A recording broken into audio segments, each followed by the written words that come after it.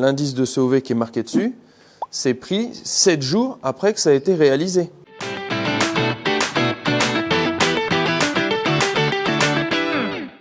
Si vous voulez savoir les peintures qui sont les moins, on va dire, impactées, il faut regarder leurs indices de COV. Il y en a qui sont, quand c'est inférieur à 10, ça commence à déjà pas être trop mal. Vous allez voir qu'en glycéro, ça va être compliqué.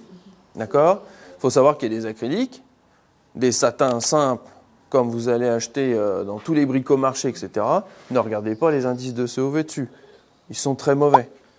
Peint dans une chambre d'enfant, il faut savoir que l'indice de COV qui est marqué dessus, c'est pris 7 jours après que ça a été réalisé.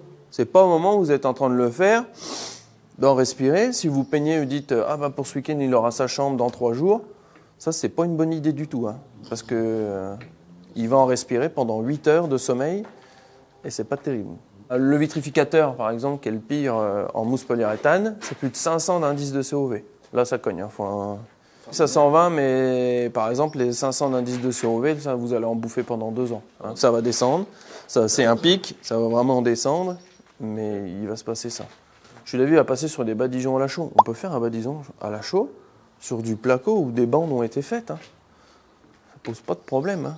Là, il n'y a pas 0 d'indice de COV. Hein. Il n'y a pas de souci. Là, on n'a pas mis d'adjuvant dedans, d'accrocheur, de tout ce qu'on veut dedans. Donc, aucun problème. Ça pose pas de problème parce qu'elle n'est pas sous forme de poudre. Quand on va le mélanger, alors on va aller le mélanger dehors déjà, pas en plein dans la pièce. D'accord ? On mélange ça gentiment.